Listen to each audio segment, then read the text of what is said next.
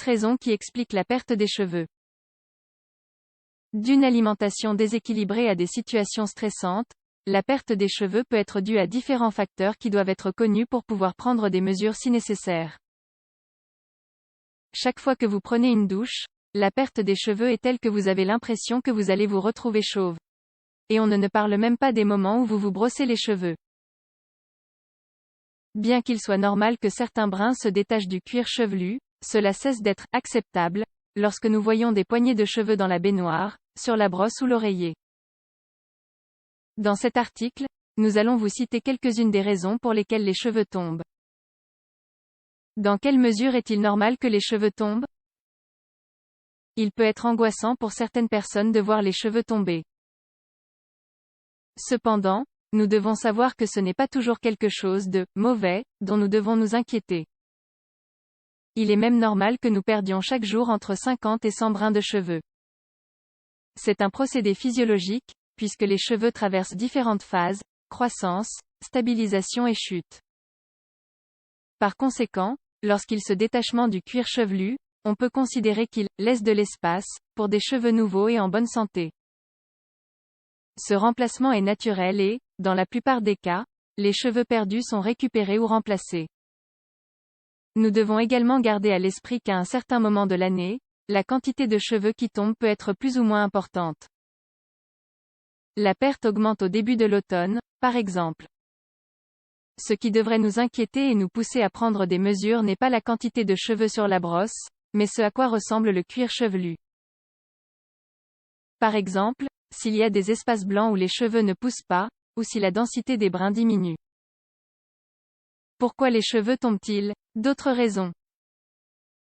Laissant de côté les chutes normales ou attendues selon la période de l'année, il faut tenir compte de certains facteurs qui augmentent la perte de cheveux. 1. Une mauvaise alimentation. Les régimes restrictifs, le fait de sauter des repas, en particulier le petit déjeuner, et de manger des produits de restauration rapide font partie des principales raisons de la perte de cheveux, entre autres conséquences sur la santé. Une mauvaise alimentation affecte à la fois notre intérieur et notre extérieur et, par conséquent, nous pouvons souffrir d'une peau terne et d'ongles cassants. 2. L'anémie. Une carence en fer dans le sang peut également entraîner une perte de cheveux. Par exemple, pendant les règles, la quantité de cet élément nutritif chez les femmes diminue, ce qui peut provoquer un détachement des fibres du cuir chevelu. Un phénomène similaire se produit chez les personnes qui souffrent d'anémie. 3. La consommation de certains médicaments. Parmi les effets secondaires de nombreux médicaments et produits pharmaceutiques, on retrouve la perte des cheveux. Portez-y une attention particulière, surtout si les médicaments que vous consommez contiennent des bêta-bloquants, de l'héparine, des amphétamines ou de la lévodopa. 4. L'utilisation de produits chimiques. Le fait de tout faire à ses cheveux a régulièrement des effets négatifs. Même lorsque nous abusons des traitements pour prévenir la calvitie.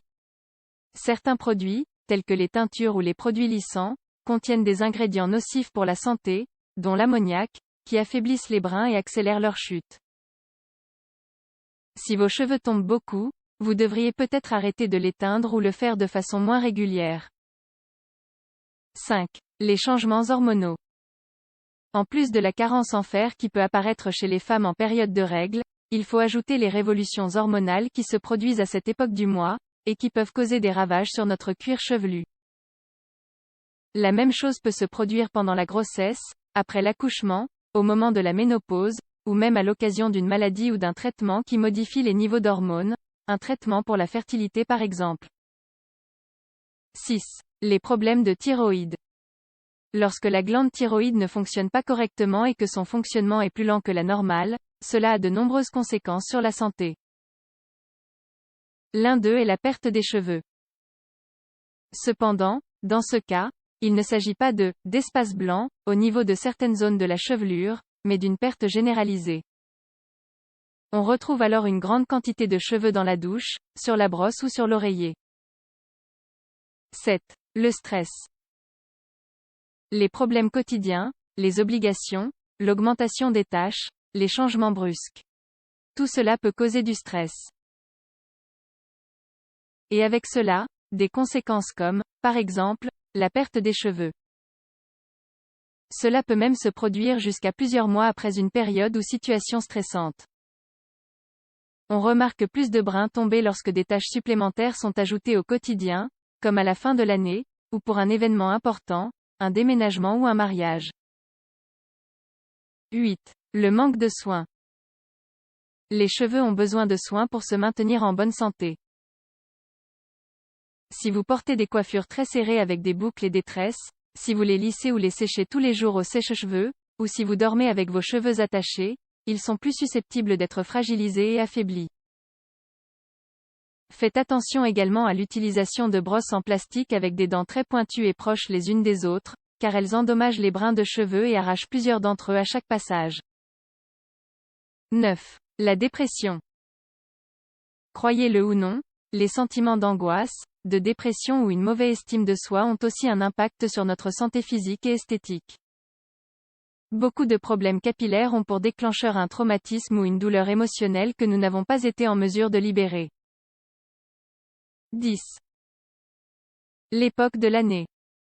Bien que nous ayons énormément évolué depuis les premiers êtres humains, nous avons encore des choses en commun avec eux.